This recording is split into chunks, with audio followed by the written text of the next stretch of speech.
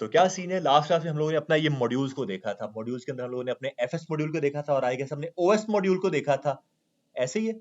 एक हमने अपना ओएस का मॉड्यूल देखा था, और ओएस का मॉड्यूल क्या काम करता था, हमारा एक ऑपरेटिंग सिस्टम मॉड्यूल होता था, जिससे हम लोग क्या काम करते हैं, अपने एक ऑपरेटिंग सिस्टम की इंफॉर्मेशन को एक्सेस कर सकते हैं। हमने लाइक देखा था कि किस तरह से उसका अप टाइम एक्सेस किया जा सके, किस तरह से उसकी जो रिलीज हम लोग चेक कर सकते हैं, उसकी फ्री मेमोरी, टोटल मेमोरी, ये सारी चीजें हम लोग किस तरह से चेक कर सकते हैं। हमने ये चीजें देखी थी, और उसके बाद हमने एफएस मॉड्यूल के अंदर रीड फाइल और राइट फाइल ये चीजें देखी थी, और फिर रीड फाइल सिंक और write file sync means blocking और नॉन ब्लॉकिंग कोड, जिसको सिंक्रोनस और एसिंक्रोनस कहा जाता है। ऐसे ही है, ये सारे काम हमने किए थे। अब आज हम लोग क्या काम करने वाले हैं, उसी एफएस मॉड्यूल को थोड़ा सा और डिटेल में लेकर चलेंगे। किस तरह से मैं आऊंगा और अब मैं अपना यूआई फ्रंट एंड वो रेंडर करूंगा बैकएंड के थ्रू। पहले मैं ये नहीं काम कर रहा था, पहले मैं पोस्टमैन को अपना क्लाइंट बना रहा था, बट अब नहीं बनाऊंगा। अब मैं अपना यूआई कुछ डिजाइन करने वाला हूँ और उसको आगे सेट करने वाला हूँ। तो इधर आते हैं हम लोग यहाँ पे आके, और एक अपना जो है नया फोल्डर बनाते हैं जिसका नाम टेम्पलेट रख लेते हैं। जल्दी जल्दी से अपनी सीएसएस बताऊंगा यहाँ पे आके। एक index.html कर लेते हैं, ओके। index.html सारा अपना कोड आ गया यहाँ पे हमारे पास। और इस कोड के अंदर क्या चीजें, इसके अंदर क्या है हमारे पास, इसके अंदर जो है टेम्पलेट, इसका नाम सिंपल रखते हैं, ओके है। मैं सिंपल अपनी सिर्फ और सिर्फ एक की नैवार बनाने वाला हूँ, और कुछ नहीं बनाने वाला मैं यहाँ पे आके, ठीक है। और इसके अंदर क्या क्या चीजें होगी, एक हम लोग बनाते हैं अपना div डॉट कंटेनर, जिसके अंदर एक nav हैश navbar मिली। मैं आप लोगों को बताने वाला हूँ कि किस तरह से जो है हम लोग अपने बैकएंड के थ्रू ये फ्रंट एंड की फाइल्स रेंडर करने वाले हैं। जैसे मैंने आपको बताया था कि रिक्वेस्ट जाएगी, उसका रिस्पांस आएगा आगे, तो फ्रंट एंड से ये रिक्वेस्ट भेजेंगे, बैकएंड से उसका रिस्पांस आएगा, तो हमें कुछ ना कुछ यूआई डिजाइन करना पड़ेगा। तो नैवबार के ऊपर चलते हैं यहाँ पे आके, और क्या क्या चीजें होगी। लेट्स सपोज एक div डॉट लोगो, जिसके अंदर एक img का टैग और src में लोगो, ओके। src में आगे कोई चीज ऐड कर दूंगा। उसके बाद एक div डॉट लिंक्स, जिसके बाद जो है मैं करूंगा li मल्टीप्लाई बाय 5 कर सकते हैं, और सभी के अंदर एंकर टैग सबके अंदर आ चुके हैं, ठीक है। और अब यहाँ पे आते हैं, और यहाँ पे आके मैं करता हूँ मेरा होम, देन मेरा अबाउट, देन मेरी सर्विसेज, देन आएगी मेरी इन्फो, और लास्ट में आ जाएगा हमारे पास हमारा कॉन्टेक्टस, ठीक है। ठीक है, ये कॉन्टेक्टस आ गया हमारे पास, लेकिन मैं अब उसको गो लाइव नहीं करूंगा, मैं इसको बैकएंड के थ्रू जो है रेंडर करूंगा। इसकी सीएसएस अप्लाई करनी है, वो भी इसी के अंदर आकर अपनी एक फाइल बनाऊंगा जिसका नाम रखेंगे style.css। और अगर मुझे अपनी जेएस अप्लाई करनी तो मैं उसकी जेएस की भी एक फाइल बना लूंगा, बट आगे जाके अभी नहीं। लिंक कॉलन सीएसएस करते हैं और style.css, ऐसे ही है, सही है, सेम बात ही है, ठीक है। अपना क्या काम करते हैं, एक यूनिवर्सल सेलेक्टर आ जाएगा हमारे पास। यहाँ पे हमने देखा था सारे काम हम करते थे, मार्जिन 0, देन हमारे पास हमारी पैडिंग भी 0, कंट्रोल जी, पैडिंग भी 0 हमारे पास, देन हमारा बॉक्स साइजिंग, बॉर्डर बॉक्स, ठीक है। देन हमारे पास हैश navbar जो है, मैं इसके डिस्प्ले को फ्लेक्स करूंगा, डिस्प्ले फ्लेक्स। और उसके बाद जो है आई गेस जो डॉट लिंक्स हैं उसके भी डिस्प्ले को फ्लेक्स, ऐसे ही है, बिकॉज उसके अंदर जब वो सारे एल आई वो सारे कॉलम में होंगे, मुझे इसको रो में लेकर आना है। डॉट लिंक्स की भी डिस्प्ले को फ्लेक्स, और उसके बाद जो है डॉट लिंक्स के अंदर जितने भी एल आई के टैग हैं सभी के लिस्ट स्टाइल को नन, लिस्ट स्टाइल नन। और इसको मैं मार्जिन दूंगा, मार्जिन टॉप बॉटम से इसको 0 देंगे, लेकिन लेफ्ट राइट से इसको मैं 1 रैम तक दे दूंगा। और सभी की टेक्स्ट डेकोरेशन नन, एलआई के जितने भी एंकर टैग है सभी की टेक्स्ट डेकोरेशन नन। अभी मैं आप लोगों को गो लाइव पर क्लिक करके नहीं दिखाऊंगा, मैं डायरेक्ट जाऊंगा अपने सर्वर के ऊपर ही, और वहां से इसको रेंडर करने की कोशिश करेंगे हम लोग, ओके। ठीक है, ये काम बन गया हमारा। हाँ, थोड़ी बहुत इसको अगर मैं पैडिंग देना चाहूँ तो वो मैं दे दूंगा। पैडिंग इसको दे देते हैं कितनी, 0.6 रैम तक की, और आई गेस इतना ठीक ठाक है, और मुझे कुछ नहीं करना है यहाँ पे आके, बस। स्ट्रक्चर हमारा यहाँ तक एंड है। अब हम लोग क्या काम करते हैं, अपना बनाते हैं एक फोल्डर सर्वर के नाम से, server.js। ये आ गया हमारे पास server.js, और मैं ये काम करूंगा यहाँ पे कि इसको कंट्रोल एक्स करके बाहर पेस्ट करते हैं, कंट्रोल एक्स, यहाँ पे आके इसको पेस्ट करते हैं, और वहां पहले से एक server.js पड़ी हुई है, ठीक है। मैं इस जो server.js है इसको चेंज करते हैं, server2 या navbar कर देते हैं, navbar.js, कंट्रोल एक्स, यहाँ पे आके कंट्रोल वी, ठीक है, नैवबार सर्वर इसका नाम रख लेते हैं, नैवबार सर्वर, ओके। अब इसके अंदर हम लोग क्या काम करेंगे, अपना सर्वर बना लेंगे। सर्वर बनाने के लिए हम लोगों ने एक मॉड्यूल देखा था जो बिल्ट इन मॉड्यूल था, HTTP मॉड्यूल था हमारे पास, हाइपरटेक्स्ट ट्रांसफर प्रोटोकॉल, हमने वो देखा था। तो पहले क्या काम करेंगे हम लोग, पहले अपना उसको एक्सेस करेंगे, const HTTP is equal to require करो आप किसको, हमारे उसी HTTP मॉड्यूल को, सही है। उसके बाद आगे हम लोग अपना एक पोर्ट दे सकते थे, const port is equal to 8000 let's suppose. उसके बाद इसी HTTP मॉड्यूल को यूज करके हम लोग अपना सर्वर क्रिएट करते थे, क्रिएट सर्वर के नाम से जो हमारा फंक्शन था, हम लोग लिख सकते हैं const server is equals to HTTP dot create server करो। हमें पता है ये हमसे दो पैरामीटर ले रहा होता है, कौन कौन से, एग्जैक्टली रिक्वेस्ट और रिस्पॉन्स। मैं कहूंगा रिक्वेस्ट को हमारी रिस्पॉन्स करो, और हम लोग क्या काम करेंगे, इसके अंदर हम लोग सिंपल रेस्ट डॉट एंड करते थे, ऐसे ही है फिलहाल के रेस्ट डॉट एंड कर रहा हूं, और हेलो नैवबार फिलहाल के लिए यहाँ पे आके कुछ इस तरह से है। और उसके बाद हमें पता था कि हम लोग अपने सर्वर को जो है लिसन भी करते थे आगे जाकर। मैं क्या काम करूंगा, मैं लिखूंगा मेरा सर्वर डॉट लिसन करो, कहां पर, आप मेरे पोर्ट के ऊपर लिसन करो, पोर्ट मेरा जो वेरिएबल है, और अगर आगे मुझे उसको कोई देना है रिस्पॉन्स, मैं वो भी दे दूंगा। कंट्रोल जी, आई गेस मेरा पाथ गलत हो गया, हाँ करी वैसे मैंने ऐड नहीं की है, ठीक है। Console dot log server is listening on port, और जो भी हमारा पोर्ट होगा, और यहाँ पे बैकटिक लगना है, मैंने सिंगल कोट डबल कोट लगाया है, बैकटिक। सबको क्लियर है यहाँ तक आके? अब अपना सर्वर जरा स्टार्ट करते हैं और चेक करते हैं कि ये काम कर रहा है हमारा कि नहीं। तो सर्वर हम लोग स्टार्ट कैसे करते थे, हाँ एग्जैक्टली, नोट करके आगे अपनी फाइल का नाम जिसके अंदर हमारा प्रोग्राम पड़ा है, मैं लिखूंगा नैवबार सर्वर, नैवबार सर्वर और एंटर। बिल्कुल, server is listening on port 8000। तो अगर मैं जाऊं मेरे ब्राउजर में और यहाँ पे आके मैं लिख देता हूँ लोकल होस्ट कॉलन 8000 और एंटर, हेलो नैवबार आ रहा है हमारे पास यहाँ पे, ठीक है। यहाँ तक हमारा सर्वर प्रॉपर बन चुका है। अब हमें क्या काम करना है, हमें यहाँ पे आके अपनी उस जो हमारा स्ट्रक्चर है, यूआई जो डिजाइन के हमने किया है, हमें यहाँ पे आके उसको सेट करना है। तो मैं क्या काम करने वाला हूँ, यहाँ पे मैं एक मॉड्यूल को यूज करने वाला हूँ। हम लोगों ने अपना एक मॉड्यूल पहले देखा है जो कि हमारी फाइल्स को रीड करता है, कौन सा मॉड्यूल था, एफएस मॉड्यूल था। हम लोग यहाँ पे उसी को यूज करने वाले हैं। क्या होगा, हमारी जो HTML की फाइल बनी हुई है index.html और style.css, मुझे दोनों को सेपरेट टारगेट करना पड़ेगा। दोनों को सेपरेट मैं टारगेट करूंगा, और दोनों को सेपरेट रीड करूंगा, और दोनों को सेपरेट मैं सेपरेट पाथ के ऊपर जो रेंडर कर दूंगा। बस मेरा यहाँ पे आके इतना सा काम, और कोई काम नहीं है, सही है। क्या मैंने ये स्क्रीन मेरी शेयर हो रही है, हाँ जी हो रही है, बिल्कुल मेरी स्क्रीन शेयर हो रही है, ठीक है। अब क्या काम करते हैं हम लोग, आके अपना वो मॉड्यूल इंपोर्ट कर लेते हैं, जितना भी हमने उसके अंदर रहकर काम करना है वो जरा कर लेते हैं।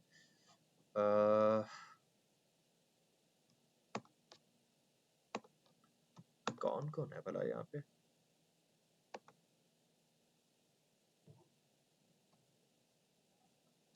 ठीक है,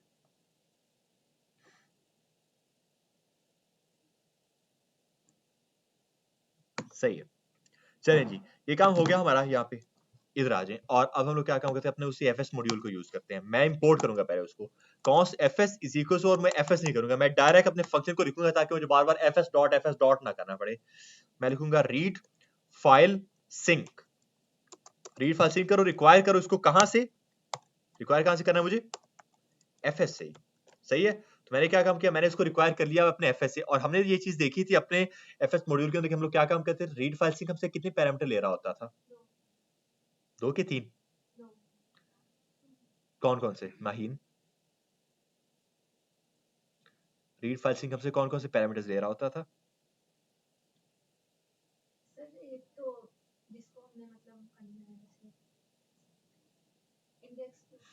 एक हमारा पाथ होता था फाइल का, और दूसरा होता था कि हमारी कोडिंग की टाइप क्या होती है। हमारी कोडिंग की टाइप UTF-8 होती थी। हमने मेनली यहाँ पे आके बस उसको वही पाथ देना है यहाँ पे, सही है। तो जरा दे देते हैं हम लोग उसको वो पाथ।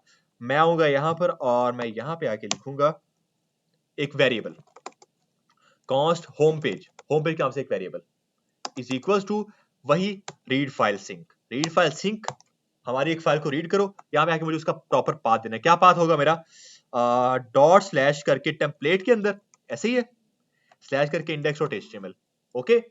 बट आगे इसका UTF-8 भी मैं ऐड करूंगा, वरना हमने देखा था कि क्या हो रहा था, वो हमें देता था बफर, चंक डेटा जो होता था हमारे पास, सही है। तो ये हमने क्या काम किया है, हमने इसको बता दिया कि हमने इस फाइल्स को रीड, इन फाइल्स, सभी फाइल्स को रीड करना है। अब आप लोग आओ सिंपल यहाँ पे, जहाँ पे आपने res.end किया हुआ है, वहां पे आके आप लोग क्या काम करोगे, अपनी if else कंडीशन लगाओगे और उसको बताओगे कि अगर हमारा URL ये है, ये चीज एंड करो, बना ये चीज एंड करके दे दो। बट यहाँ पे आप लोगों की थोड़ी सी जो है ना एक इंपॉर्टेंट डिस्कशन आ रही है, वो क्या है जरा मैं वो आपको बता दूं। पहले तो मैं ये करूंगा, आप लोग ये चीज क्या करो, अगर मैं console.log करूं request.url, आप लोग देखोगे मुझे उसका प्रॉपर यूआरएल पता चलेगा। अगर मैं ऐसे स्लैश कर दूं कंसोल, मुझे मेरे पास मेरा यूआरएल आएगा। मेरे पास मेरा यूआरएल नहीं आया यहाँ पे। हाँ, मैं सर्वर मैंने रीस्टार्ट करना, बिकॉज मैंने सर्वर में चेंज नहीं किया है, मैं खुद भूल गया था। सर्वर रीस्टार्ट हमें करना पड़ता है। मैं लिखूंगा नोड करके मेरा नैवबार, और ये सही है। और अब मुझे ये एक तरह का एरर दे रहा है, और मैं जरा चेक करता हूँ कि एरर है किस चीज का। वो कह रहा है कि अच्छा इंडेक्स नहीं, इंडेक्स डॉट एचटीएमएल भी मुझे करना है ना, इंडेक्स डॉट एचटीएमएल पूरा उसका प्रॉपर पाथ देना पड़ेगा। तो ये देखो उसने एरर ऊपर वही दिया कि नो सच फाइल और डायरेक्टरी, ये फाइल एग्जिस्ट नहीं करती। दोबारा करते हैं, नोड करके navbar डॉट जेएस और एंटर। लिस्टिंग कर रहा है, ओके करें। उसके बाद आकर अगर मैं इसको एक बार रिलोड कर देता हूँ, तो आप लोग चेक करेंगे एक स्लैश आ रहा है हमारे पास यहाँ पे, मींस इस यहाँ पे वो इस स्लैश के ऊपर रिक्वेस्ट भेज रहा है। अगर मैं यहाँ पर आकर जो है इसको स्लैश अबाउट कर देता हूँ, मेरा स्लैश अबाउट आ जाएगा। अगर मैं स्लैश सर्विसेज करता हूँ तो मेरा आ जाएगा सर्विसेज, कुछ इस तरह से। तो ये जो रिक्वेस्ट डॉट यूआरएल है, ये क्या काम कर रहा है, हमें बता रहा है कि हम लोग इस टाइम पे किस यूआरएल के ऊपर जो है वो रिक्वेस्ट लग रही है। और ये भी चीज नोटिस करो कि सिर्फ रिक्वेस्ट जो है वो लगती जा रही है, पेज मेरा रिलोड होता ही जा रहा है, बिकॉज मैंने उसका कोई रिस्पॉन्स नहीं दिया। इसका ये मतलब हो रहा है कि मेरी एप्लीकेशन बहुत ज्यादा स्लो है, रिक्वेस्ट आ रही है, मैं उसका रिस्पॉन्स नहीं दे रहा हूँ अब तक उस चीज को। समझ आ रही है यहाँ तक? क्लियर है सबको? ठीक है, जब यहाँ तक आके हमें क्लियर है, तो मैं अब क्या काम करूंगा, मैं इसको बाहर से वापस से एक बार रिलोड कर लूंगा, ताकि दोबारा मुझे करना ना पड़े। रिक्वेस्ट डॉट यूआरएल, मैं ये काम कर सकता हूँ, const URL is equal to request dot URL, ताकि मुझे बार बार यूआरएल रिक्वेस्ट डॉट यूआरएल ना करना पड़े। कर सकते हैं ऐसे, थोड़ा सा बस मैंने वही डिस्ट्रक्चर किया जैसे मैंने ऊपर किया था। अब आओ जरा इधर, और अब मैं लिखूंगा इफ एल्स कंडीशंस। अगर मैं लिखूंगा इफ मेरा यूआरएल जो है वो इज इक्वल्स टू है मेरे स्लैश के, मीन जो हमारा होम पेज या लैंडिंग पेज होता है, तो आप क्या काम करोगे, तो आप आओगे रेस्ट डॉट एंड कर दोगे वहां पे क्या, हमारा होम पेज वाला वेरिएबल। हम लोग ऐसे कर सकते हैं, हमारा होम पेज वाला वेरिएबल जो हमने रेंडर किया है। अब अगर आता हूं मैं यहाँ पे और नोड करके, अब इसमें इसको सेंटर सेंड करता हूँ navbar.js, और इसको करते हैं ये, ब्राउजर में चलते हैं, और अब जरा मैं इसके ऊपर चलता हूँ और एंटर। तो ये आया हमारे पास यहाँ पे, और अच्छा ये res.end किया हमने। अच्छा ये आ तो रहा है बट स्लो है मेरा ये काफी सर्वर। ये ऊपर जो टेम्पलेट आ रहा है ये वहीं से आ रहा है ना, बिकॉज मैंने index.html के अंदर ही टेम्पलेट लिखा हुआ था, ये आ रहा है वहीं से हमारे पास, ये आ रहा है। बट एक मसला यहाँ पे हमारे पास है। अब वो मसला क्या है हमारे पास, यहाँ पे हमें जो है ना अपने कंटेंट की उसको टाइप बतानी होती है कि हमारे कंटेंट की टाइप क्या है, और हमें उसको बताना होता है कि यहाँ पे इसका स्टेटस कोड वगैरह क्या है। अब स्टेटस कोड क्या चीज होती है, स्टेटस कोड जो होता है, हम लोग हमेशा अपने जब हमारी कोई रिक्वेस्ट लग रही होती है ना, हम लोग अपने सर्वर को बता रहे होते हैं कि इस टाइम पे कौन सी रिक्वेस्ट लग रही है हमारे साथ। जैसे कि मैंने आपको बताया था कि 4 तरह की रिक्वेस्ट होती हैं mainly, create, read, update, delete, get, post, patch और डिलीट, ये 4। तो मैंने बताया था कि सिर्फ और सिर्फ हमारा जो पूरी एक एप्लीकेशन वो सिर्फ CRUD के ऊपर परफॉर्म कर रही होती है, हर एक एप्लीकेशन। यहाँ पे कुछ उसी तरह का सीन हो रहा है हमारे साथ यहाँ पे। कैसे कि यहाँ पे हम लोग कौन सी रिक्वेस्ट मार रहे हैं, रीड की रिक्वेस्ट मार रहे हैं, सिर्फ हमने डेटा को जो रीड कर रहे हैं, मींस गेट रिक्वेस्ट लग रही है। हर उस गेट रिक्वेस्ट का क्या होता है, एक रिस्पॉन्स का स्टेटस होता है, स्टेटस कोड जिसको कहा जाता है। आप लोग इस चीज को देख सकते हो, अगर आप सर्च करो ब्राउजर में http status codes, status codes check करेंगे तो हाँ ये काफी अच्छी वेबसाइट है, MDN वेब डॉक्स के नाम से। अब यहाँ पे आके आप लोग देखोगे अगर, तो चेक करें इंफॉर्मेशनल रिस्पॉन्सेज क्या है, 100 से लेकर 199 तक।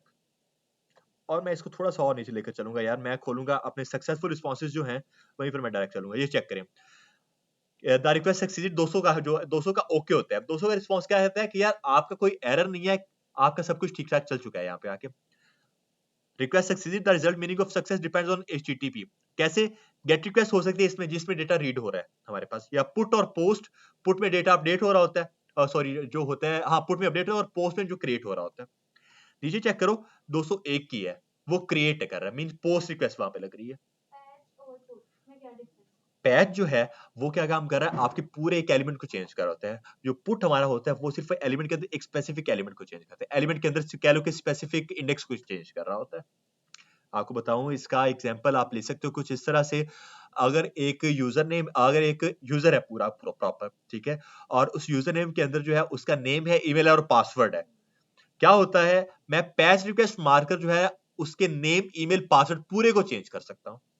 जो मेरी पुट रिक्वेस्ट है उससे मैं सिर्फ नेम या सिर्फ ईमेल या सिर्फ पासवर्ड को चेंज कर सकता हूं। ये डिफरेंस है कि पुट जो है वो सिर्फ किसी एक स्पेसिफिक चीज को चेंज करता है, एक यूजर की, बट जो पैच है वो पूरी यूजर को चेंज कर सकता है। हम पैच यूज करेंगे मेनली, पैच को यूज किया। पुट जो है अब काफी कम लोग यूज करते हैं। हाँ, मेनली वो पहले यूज होता था, बट अब नोड.जेएस की वर्जन जो अपडेट हो रही है तो अब पैच ज्यादा यूज किया जाता है हमारे पास, जो आपको करके दिखाऊंगा।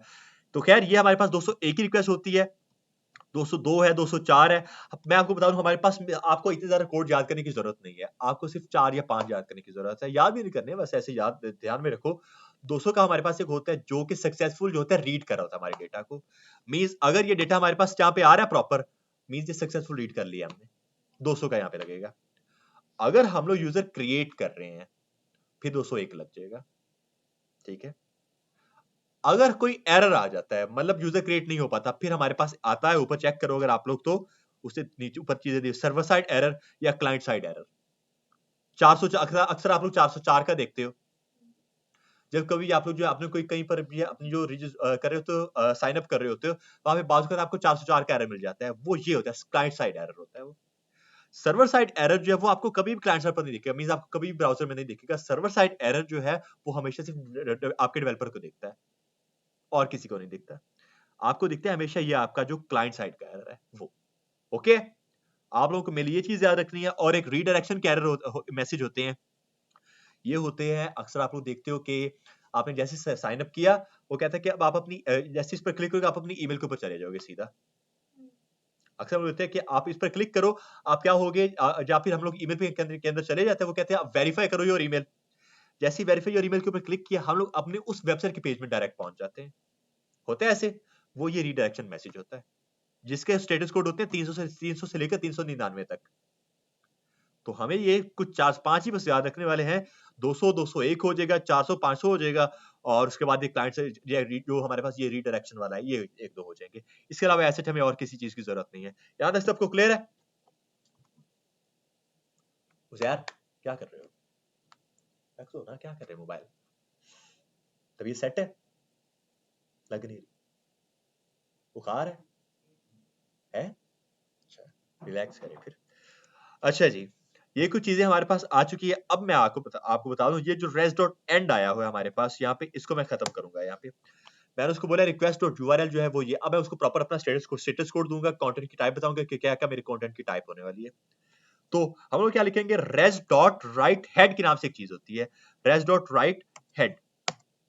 res डॉट राइट हमने यहाँ पे ये कर दिया, और ये जो है हमसे ये लेता है, कह लो कि 2 पैरामीटर इसको हम लोग पास कर सकते हैं। पहला अपना स्टेटस कोड, हमने अभी अभी देखा कि हमारा जो सक्सेसफुल रीड होता है उसका क्या होता है, स्टेटस कोड 200 एग्जैक्टली। मैं लिखूंगा यहाँ पे आके 200, ठीक है, कॉमा करके।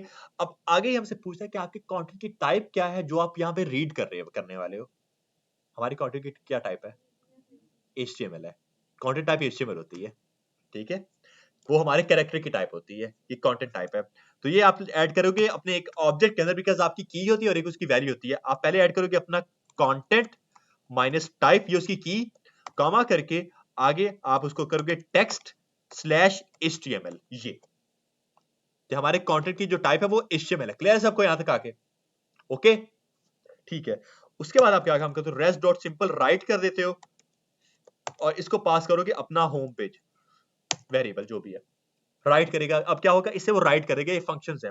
और आगे जाके आप सिंपल रेस्ट डॉट एंड कर दोगे, सेंड नहीं एंड, बस।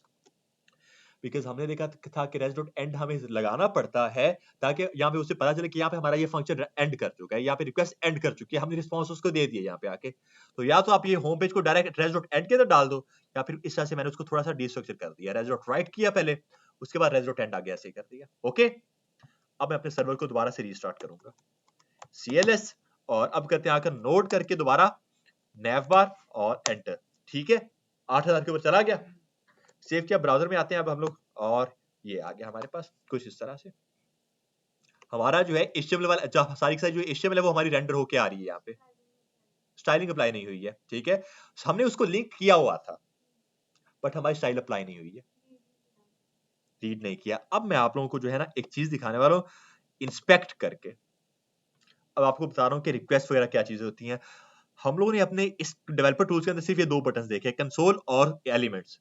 अब एक और बटन देखो नेटवर्क के नाम से, एक नेटवर्क के नाम से हमारे पास बटन होता है, और इसके अंदर क्या होता है, इसके अंदर हमें अपने सर्वर का पता चल रहा होता है कि सर्वर के ऊपर कहां से रिक्वेस्ट गई है और उसका रिस्पांस उसने क्या दी है, वो हमें इस नेटवर्क के अंदर पता चलता है आकर। और अगर एक बार आकर मैं इसको रिलोड कर दूं तो ये चेक करें अब आप लोग, ये मेरे लैपटॉप की वजह से हो रहा है, ये आपका नहीं होगा इतना, ठीक है। अब ये चेक करें आकर, लोकल होस्ट 200 के ऊपर जा रहा है, लोकल होस्ट मेरा स्लैश वाली है, ठीक है। इसके ऊपर अगर मैं आकर क्लिक कर दूं तो आप लोग चेक करो उसके अंदर मेरी सारी सारी HTML पड़ी हुई है, ठीक है। ये काम कर रहा है मेरा यहाँ पे आके। अगर आप इसके प्रीव्यू में जाओगे तो वो मुझे कुछ हिस्सा से दिख रहा है। अगर इसके हेडर्स के ऊपर क्लिक करोगे तो ये चेक करो, स्टेटस कोड इसका क्या है, 200 ओके है। रिक्वेस्ट का मेथड क्या है, गेट रिक्वेस्ट लग रही है, सही है।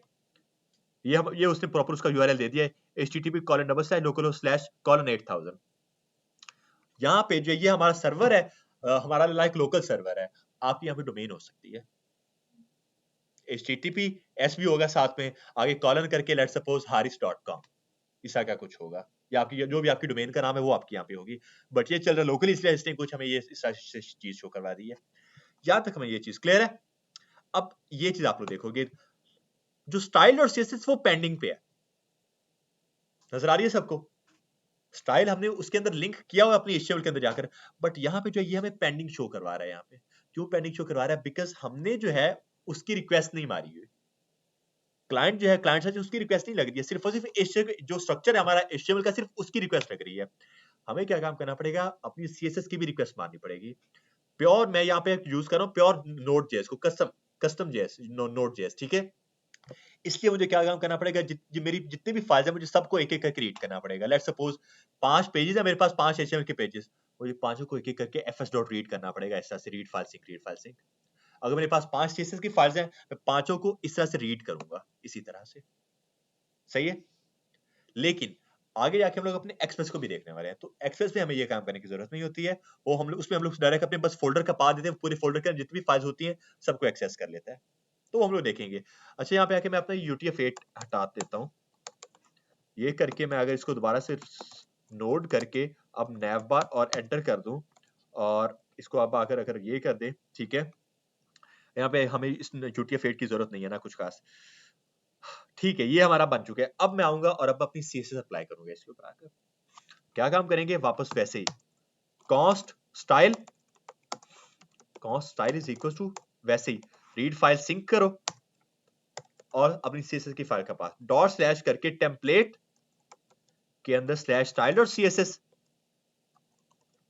CSS ऐसे ही है, ओके। ये हो गया हमारे पास।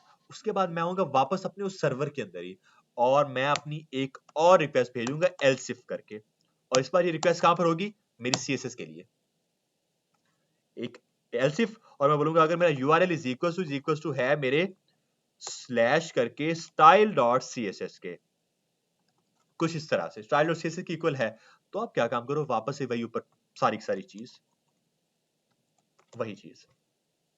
बट क्या होगा, राइट हैंड ये 200 का ही आ जाएगा। कंटेंट टाइप क्या होगी हमारे पास, HTML की जगह CSS हो जाएगी, और होम पेज की जगह स्टाइल, हमारा जो वेरिएबल था स्टाइल, और एज डॉट एंड वैसे ही आ जाएगा। तो अब ये है कि अब अगर आकर मैं अपने सर्वर को जो रिलोड करूं, तो अब मेरा ये काम करेगा। CLS मुझे करना था, CLS, और अब मेरी CSS के ऊपर अप्लाई होनी चाहिए। नोट करके अगर नैव बार और एंटर कर देते हैं इस चीज को आकर, अब अगर आकर मैं कहता हूं मेरा लोकल होस्ट कॉलन 8000 और एंटर, हाँ जी मेरी CSS अप्लाई है, समझ आ गई। ये चेक करो अभी, जो मैंने यहाँ पे आके अपना URL ऐड किया ना स्लैश style.css, आपने मेक श्योर करना कि ये मैच करो आपके इस पाथ के साथ। कैसे, अगर ये style.css कंट्रोल, इसको मैं यहां से उठा के बाहर ऐड कर देता हूं, लेट्स सपोज, सही है। तो ये CSS मेरी अप्लाई नहीं होगी यहाँ पे, बिकॉज ये इसका जो इंडेक्स डॉट HTML इसका जो पाथ है वो गलत हो गया, सही है।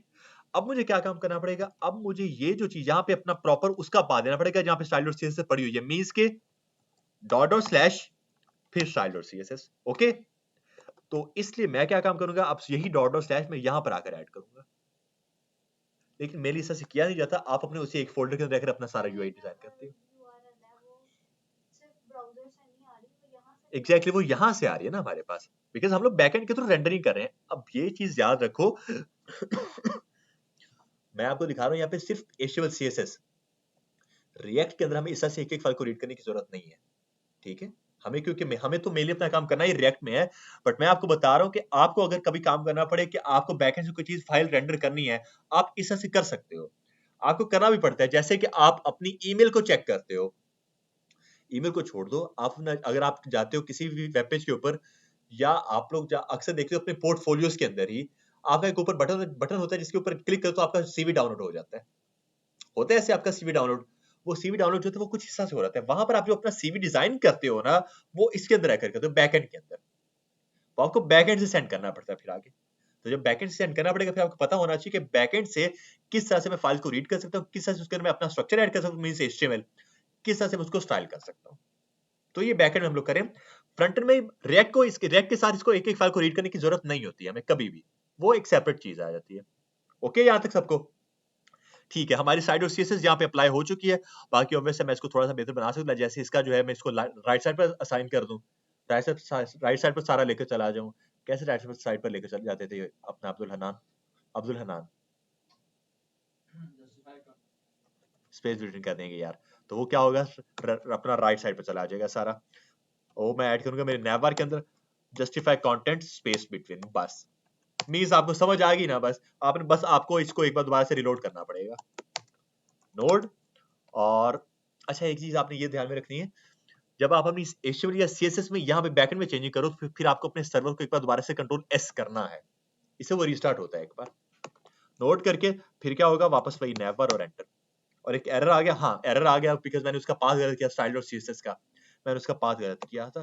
कंट्रोल X करके वापस इसको टेम्पलेट के अंदर पेस्ट करते हैं, सही है। ओके, और अब यहाँ पे आके कंट्रोल S वापस से, CLS दोबारा से, हाँ मुझे ऊपर भी चेंज करना पड़ेगा, इंडेक्स डॉट HTML के अंदर यहाँ पे मुझे चेंज करना पड़ेगा, इसकी भी जरूरत नहीं है। और नैवबार के अंदर, हाँ सही है, अभी नोट करके और नैवबार और एंटर, सर्वर लिस्टिंग, रिलोड एक बार, हाँ जी काम कर गया मेरा, ओके हो गया। अब यहाँ पे आकर वापस चेक करो अपनी रिक्वेस्ट, इंस्पेक्ट करो वापस आकर, अब आकर वापस नेटवर्क के ऊपर चलो, एक बार रिलोड करो ताकि हमें प्रॉपर रिक्वेस्ट शो, ऐसे बाय डिफॉल्ट शो नहीं होती है, एक बार रिलोड करना पड़ता है आप लोगों को। तो अब चेक करो, अब दोनों के ऊपर 200 की जा रही है, लोकल 200 के ऊपर, स्टाइल डॉट CSS वो भी 200 के ऊपर है, मीन सक्सेसफुल रीड कर लिया हम लोगों ने। और जो हमारे पास आगे इंस्टॉल हो गया वो एक सेपरेट चीज है, स्क्रिप्ट होती है हमारी बाय डिफॉल्ट। और फैव आइकन वो पेंडिंग पे है, फैव आइकन हमारा ये होता है बिकॉज हमने फैव आइकन को ऐड नहीं किया हुआ। आप लोग ये भी कर सकते हो रिएक्ट में रहकर, सही है, यानी सबको क्लियर है, कोई मसला।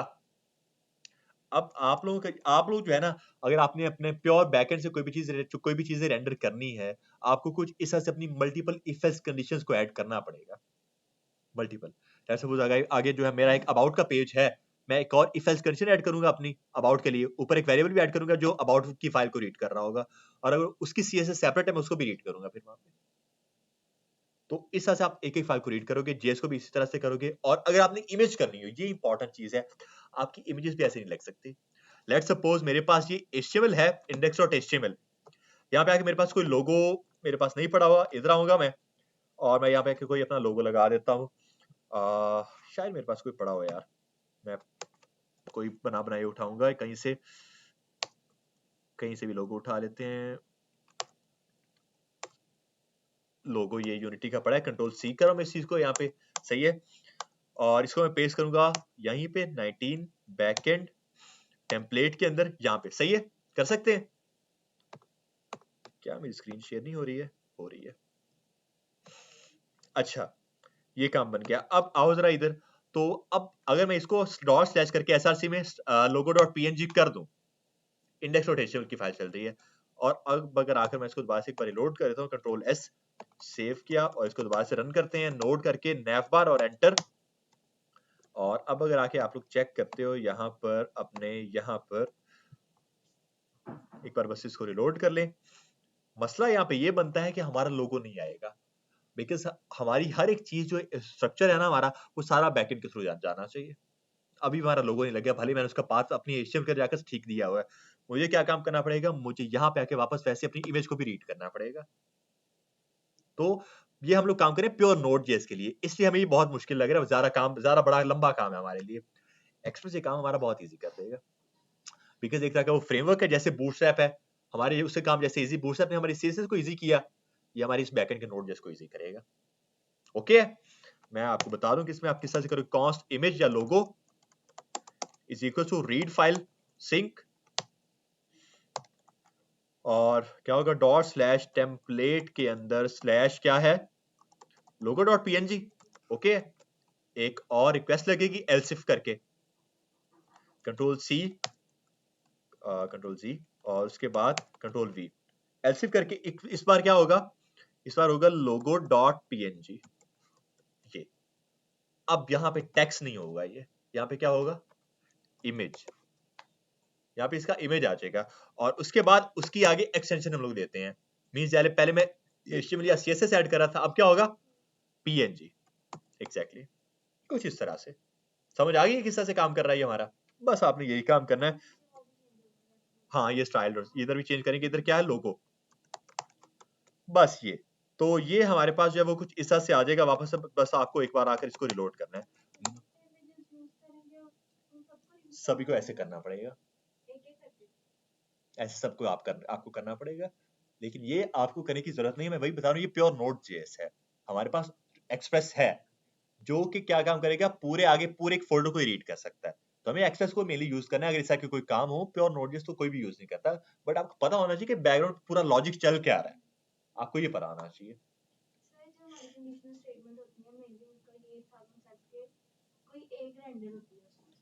कंडीशन, हाँ हाँ कह सकते हैं, लेकिन ये सब रेंडर नहीं हो रही है, एक साथ रेंडर नहीं हो रही है। अब यहाँ पे आके आप देखोगे index.html के अंदर जो है ना, हमने उनको जो लिंक किया हुआ है यहाँ पे स्टाइल और CSS और यहाँ पे डॉट स्लैश लोगो डॉट png। अब हमने उनको लिंक यहाँ पे आके किस तरह से किया, हमने अपने उस पाथ के साथ उसको मैच किया हुआ उस पाथ के साथ किस तरह से मैच किया ये जो है स्लैश स्लैश स्टाइल और CSS या फिर स्लैश लोगो डॉट png। अब ये जो है ना, हमने इन दोनों को जब लिंक किया हुआ है अपनी इसी होम पेज के अंदर ही, वो क्या करेगा कि इसी एक पेज के ऊपर ये रिक्वेस्ट जा रही है, वो उसको रेंडर कर देगा। भले ही हमने यहाँ पे अपना कोड F3 कंडीशन के ऊपर बेस किया हुआ है, बट वो रिक्वेस्ट एक ही के ऊपर भेज रहा है यहाँ पे आके, उसके ऊपर वो रिस्पॉन्स है, बिकॉज उसके अंदर उसको लिंक किया हुआ है हमने इस तरह से। लेकिन अगर आप इसको JS के अंदर करते हो, फिर ऑब्वियसली एक टाइम पर सिर्फ एक ही रेंडर होती है हमारी। मेरी इसका लॉजिक यही था। ये देखो हमारा लोगो नहीं आया था पहले, अब मैं दोबारा से अगर इसको रन करूंगा, नोट करके navbar server.js और एक बार आकर इसको रिलोड, लोगो आ गया। सही है, समझ आ गई सबको किस तरह से हमें अपने बैकएंड के थ्रू अपनी पूरे यूआई को सेट करना होता है। और आप लोग चेक कर लो, अगर मैं HTML की जगह अगर प्लेन कर दूं ना, प्लेन टेक्स्ट और प्लेन, फिर प्लेन टेक्स्ट आ जाएगा मेरे पास। ये चेक कर लें, CLS नोड और navbar एंटर रिलोड, तो प्लेन टेक्स्ट। समझ आ गई, रिक्वेस्ट हमारी सारी प्रॉपर जा रही है, यहाँ पे रिक्वेस्ट सारी जा रही है। कुछ इस तरह से आपका ये सारा काम करता है। आप लोगों ने कुछ इस तरह से इस लॉजिक को समझना है बस, बाकी इस तरह से काम करने की जरूरत नहीं है। हमें अपने एक्सेस को यूज करना है इन सब चीजों के लिए आगे जाकर। डन, ठीक है। जब हमें इस चीज की समझ आ चुकी है, अब हमारा अगला काम क्या होने वाला है। अगला काम हमारा ये है, मैं इसको बस एक और चीज इसके अंदर आकर ऐड कर देता हूँ, और वो ऐड करूंगा मैं एक एल्स वाला भी, बस बाकी अपने इस टॉपिक को रैप अप करेंगे यहीं पर बस। और यहाँ पे आएंगे, कंट्रोल C करेंगे इस ऊपर वाले को ही। अब हम लोग देंगे रेज डॉट राइट हेड में 400 का एरर, 400 का, बिकॉज अगर इन चारों के अलावा ऊपर वाले जितने भी राउट उनके अलावा अगर यूजर कहीं पर चला जाता है तो क्या होना चाहिए, फिर हमें यहाँ पे इसकी जरूरत नहीं है, ऐसे चीज की जरूरत नहीं है। या फिर मैं इस पूरे को ही हटाकर क्या काम करता हूँ, मैं लिखता हूँ res dot status code direct, बस स्टेटस कोड, और वो क्या होगा 400 का, बस रेज डॉट राइट हेड जो भी आपने राइट करना हो, क्या होगा, एक H1 के अंदर, या जो भी आपने करना है, मैं लिखूंगा 404 पेज नॉट फाउंड, कुछ इस तरह से। और ये 40 नहीं, ये 400 का होने वाला है। वापस एक बार आकर इसको रिलोड करो, नोट करो, नैव बार करो, एंटर करो, ये ऐसे कुछ आ जाएगा। लेकिन अगर मैं स्लैश करके कहीं और जाता हूं और एंटर करते हैं, तो ये हमारा काम नहीं किया। अच्छा, status code is not a function, वो कह रहा है। अच्छा, ये status code is not a function, इसका आएगा स्टेटस था फिर खाली। स्टेटस अगर मैं करूं और दोबारा से अब इसको रन करूं, नोड करके नैव बार और एंटर,